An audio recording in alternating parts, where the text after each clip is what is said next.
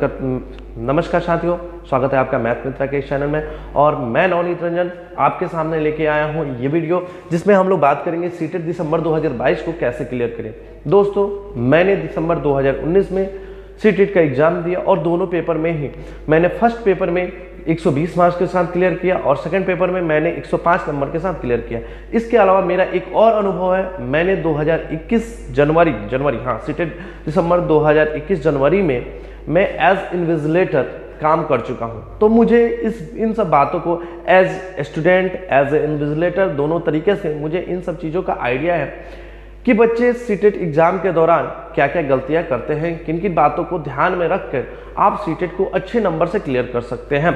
तो चलिए शुरू करते हैं। मैंने यहाँ पे आपके लिए 3 मुख्य टॉपिक तैयार किया है जिसको आप ध्यान में रखकर सीटेट में अच्छे नंबर से क्लियर कर सकते हैं। जिन बातों को मैंने ध्यान दिया और सीटेट को अच्छे नंबर से क्लियर किया, मैं आपके साथ उन एक्सपीरियंस को साझा कर रहा हूँ। आप इन एक्सपीरियंस को यूज करके अच्छे तरीके से आप अपने एग्जाम में नंबर ला सकते हैं, क्योंकि टाइम बहुत कम ही बच चुका है आपके पास। दिसंबर 2022 के फर्स्ट वीक से आपका एग्जाम शुरू हो जाएगा। जिसने जितना जल्दी फॉर्म फिलअप किया है उसका एग्जाम उतना ही पहले होगा। तो इन सब बातों को आपको ध्यान में रखना है कि क्या पढ़ें, कैसे पढ़ें, कहाँ से पढ़ें और एग्जाम में किन किन बातों का ध्यान दें ताकि हम अच्छे से अच्छे नंबर ला सकें। तो आइए हम लोग शुरू करते हैं अपने इस वीडियो को। तो मेरा जो पहला टॉपिक है कि क्या पढ़ें। हम लोग सबसे पहले जानते हैं कि हम लोग क्या पढ़ें मतलब कि हम लोग पढ़ाई का शुरुआत किससे करें, क्योंकि हमारे पास टाइम कम बचा हुआ है। दिसंबर आने में बस 1 से 2 सप्ताह आपके पास बाकी है। तो हम लोग ऐसे चीजों को, ऑथेंटिक चीजों को पढ़ें जो हमारे एग्जाम में काम आ सके। तो हम लोग सबसे ज्यादा क्या पढ़ेंगे, अब इस समय आपके पास इतना टाइम नहीं बचा हुआ है कि आप एनसीईआरटी के बुक वगैरह को खोल के आप एक एक करके सीक्वेंस बाय सीक्वेंस पढ़ना शुरू कीजिए। उतना टाइम आपके पास नहीं है। तो किन किन चीजों को पढ़ने से आपके नंबर अच्छे से अच्छे आएंगे, इनके बारे में जानते हैं। तो सबसे पहले अगर आप एनसीईआरटी का बुक अगर पढ़ रहे हैं, तो पहले तो पढ़ना नहीं है, अगर आप पढ़ रहे हैं तो उसमें बूझो और जानो करके बॉक्स में देता है। बूझो और जानो, ये दोनों बातें करते हैं बहुत सारे। इनसे बहुत सारे क्वेश्चन उठा के सीटेट में हूबहू क्वेश्चन पूछा जाता है। जैसे कि बूझो ने पूछा जानो से, तो ऐसे क्वेश्चन उठा के सीटेट में हूबहू क्वेश्चन पूछा जाता है। ये आपको साइंस के बुक में मिल जाते हैं। इसके अलावा क्या पढ़ना है, तो सबसे ज्यादा आपको सैंपल पेपर्स सॉल्व करने हैं, क्योंकि जितना सैंपल पेपर आप दीजिएगा, जितना सैंपल पेपर आप सॉल्व कीजिएगा, उतने आपके क्वेश्चन के प्रैक्टिस होगी। अगर बात करें पूरे पेपर के बारे में, तो पूरे पेपर में आपको पता है कि 150 मार्क्स के पेपर में 50 मार्क्स का आपके पेडागोजी से आता है, या पेडागोजी बोले या फिर सीडीपी बोले, और 75 मार्क्स का आपका सब्जेक्ट से आता है। ये जो पेडागोजी सेक्शन है, ये पेडागोजी सेक्शन सिर्फ और सिर्फ प्रैक्टिस से ही किया जा सकता है। आप इसको रटे, कितना भी रटे, जब तक आपका प्रैक्टिस नहीं होता है आप इस पेडागोजी सेक्शन में अच्छे से अच्छे मार्क्स को नहीं पा सकते। तो दूसरा तरीका क्या है कि आप मैक्सिमम मॉडल सैंपल पेपर को सॉल्व करें। कोशिश करें एक दिन में 2-3 जितना हो सके सैंपल पेपर को सॉल्व करें। तीसरा चीज क्या है कि आप प्रीवियस ईयर क्वेश्चन को ज्यादा से ज्यादा सॉल्व करें, क्योंकि प्रीवियस ईयर क्वेश्चन को जब हम देते हैं तो हमको पता चलता है कि प्रीवियस ईयर में क्या क्या क्वेश्चन पूछे हो और उससे ऑथेंटिक नॉलेज हो सकता है। आप सीबीएसई के वेबसाइट पे जाके या सीटेट के वेबसाइट पे जाके आप प्रीवियस ईयर क्वेश्चन पेपर को डाउनलोड कर सकते हैं। ऐसा कोई वो ज्यादा मुश्किल नहीं है कि आपको मार्केट से ही परचेज करना पड़ेगा। आप डाउनलोड कीजिए, प्रिंट निकलवा लीजिए और उसको आप दीजिए। 4 सेट होते हैं, 4 तरह के अलग अलग क्वेश्चन आपको सीक्वेंस बाय सीक्वेंस मिल जाएंगे, तो इसमें ज्यादा दिक्कत नहीं है। आगे बात करें कि हम लोग क्या पढ़े में, हम लोग सबसे पहले ऐसे सब्जेक्ट से पढ़ाई करना शुरुआत करेंगे जो हमारे लिए इजी हो, क्योंकि जो हमारे लिए इजी है जब उसको पढ़ेंगे तो हम एक तो बेनिफिट होगा कि हमारे पढ़ाई में इंटरेस्ट रहेगा। दूसरा चीज होगा कि वो एक एक सेक्शन करके, आपको पता है कि सीटेट में 5 सेक्शन से क्वेश्चन पूछता है, तो एक एक सेक्शन यानी एक एक सब्जेक्ट करते हुए आपका पूरा सीटेट का तैयारी आपका दिसंबर फर्स्ट वीक होते होते आपका क्लियर हो जाएगा।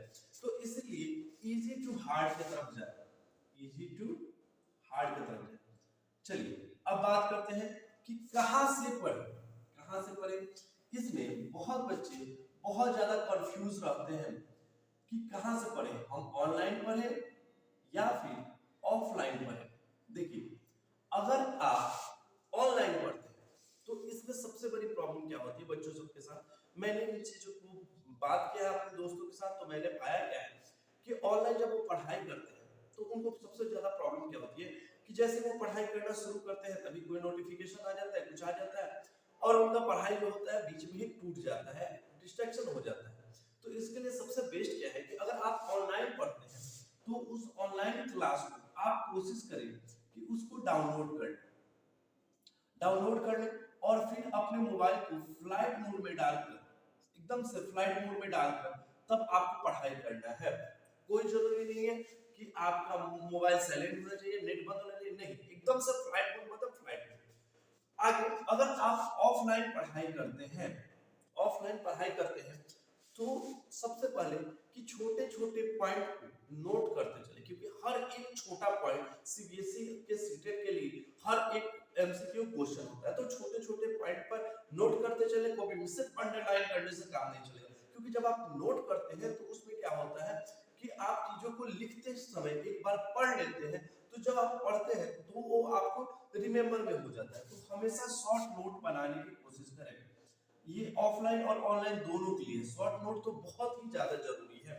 अब बात करें जो सबसे मेन चीज है जिसके बारे में कोई जल्दी बात नहीं करता कि एग्जाम में किन बातों का ध्यान देना है।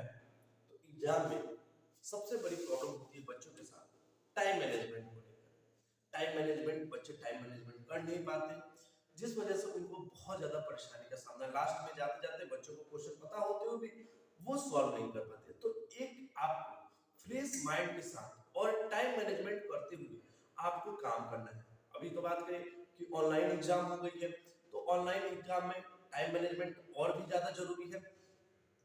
तो बात करेंगे टाइम मैनेजमेंट कैसे करें। टाइम मैनेजमेंट,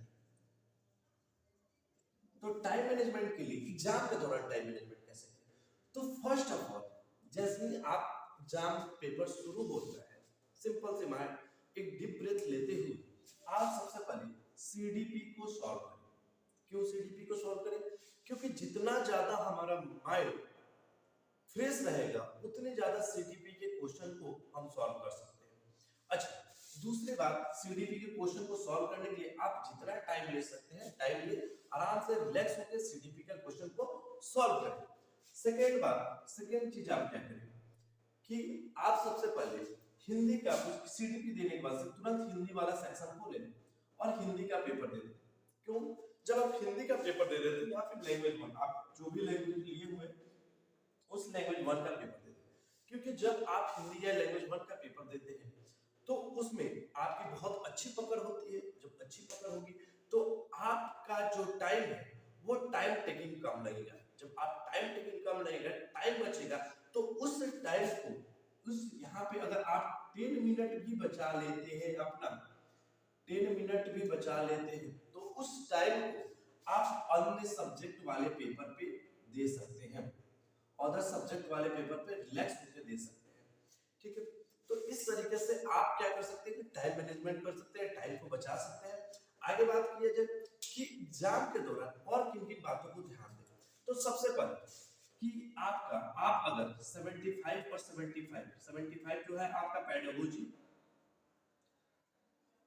और 75 जो है आपका सब्जेक्ट है, अगर आप इस 75 में से अगर आप 50 नंबर भी कर लेते हैं, 50 से 60 अगर कर लेते हैं, इतना कर लेते हैं, तो आपका सब्जेक्ट है हिंदी इंग्लिश वगैरह में अगर आप 60 भी नंबर लाते हैं तो आप एक अच्छे नंबर से, एक संतुष्ट करने वाले नंबर से आप पास हो सकते हैं। तो बात किया जाए कि इस पेडागोजी वाले सेक्शन को कैसे करें, तो सबसे पहले इसमें 4 जो ऑप्शन होते हैं ए बी सी और डी, जो 4 सेक्शन होते हैं, 4 ऑप्शन जो होते हैं हर क्वेश्चन के, इसमें अगर आप सैंपल पेपर अगर दे रहे होंगे तो आप एक चीज कॉमनली देख रहे होंगे कि इसमें दो ऐसे ऑप्शन होते हैं जो एकदम से गलत होते हैं, जो एकदम सूट नहीं करते। तो पहले उन ऑप्शन को आप कैंसिल कर दिया कीजिए, उन ऑप्शन को सबसे पहले आप कट कर दें। ताकि क्या हो, इलिमिनेशन मेथड जब से इलिमिनेट हो जाए, जैसे बच्चे जैसे आप केबीसी वगैरह देखते हैं तो उसमें ऑप्शन देता है इलिमिनेशन का, तो दो ऑप्शन वहां से स्विच हो जाता है, तो दो में से एक चूज करना है, आपके लिए आसान हो जाएगा। तो सबसे पहले इलिमिनेट शुरू कीजिए। इलिमिनेट जैसे ही आप कर देते हैं तो आपके पास जो दो ऑप्शन बचता है, इन दो ऑप्शन में से आप देखिए कि कौन सा सबसे ज्यादा ऑथेंटिक आंसर लग रहा है, सिंपल कौन आंसर सबसे ज्यादा ऑथेंटिक है उसके तरफ आप जाइए। एकदम से नो नेगेटिव मार्किंग है, ज्यादा घबराना नहीं है, एकदम से रिलैक्स होकर एग्जाम देना है। तो आपका जो ज्यादा ऑथेंटिक ऑप्शन लगे उस पे जाना है। अब इनमें और क्या क्या बातों का ध्यान रखना है, तो हमेशा ऑप्शन चूज करते हुए पॉजिटिव वर्ड की तरफ जाना है, जो पॉजिटिव वर्ड हो, यानी जो चाइल्ड का हमेशा डेवलपमेंट की तरफ ध्यान दे, हमेशा चाइल्ड के डेवलपमेंट की बात करें, वो ऑप्शन आपके लिए ज्यादा सही होगा। की बात की कौन कौन सी बातें होंगी, तो सबसे पहले चाइल्ड डेवलपमेंट की बातें होंगी, या फिर चाइल्ड डेवलपमेंट की बात करें, या फिर जिसमें चाइल्ड फ्री होके खुल करके फ्री होके अपना अध्ययन अध्यापन का कार्य जो है वो कर सके, मतलब कि चाइल्ड एक्टिवनेस पे ध्यान देना। ऑप्शन जब आप सिलेक्ट कीजिए तो उसमें ध्यान देने की कहां पे बच्चा सबसे ज्यादा एक्टिव है, बच्चा के एक्टिव और बच्चे की पॉजिटिविटी वाले ऑप्शन को आप ज्यादा प्रीफर कीजिए। तो इस तरीके से आप आसानी से दिसंबर 2022 के एग्जाम में अच्छे नंबर से पास हो सकते हैं, और मेरी शुभकामनाएं आप लोगों के साथ हैं। बहुत बहुत शुभकामनाएं, आप लोग अच्छे से पास हुई, और बिहार वाले कैंडिडेट आपके लिए तो एकदम से गोल्डन मौका है, क्योंकि जैसे ही ये दिसंबर 2022 सीटें खत्म होगा तुरंत ही आपके यहाँ भर्ती शुरू हो जाएगी। मार्च में भर्तियां शुरू होने वाली है बिहार में, तो आपके लिए गोल्डन अपॉर्चुनिटी है। Best of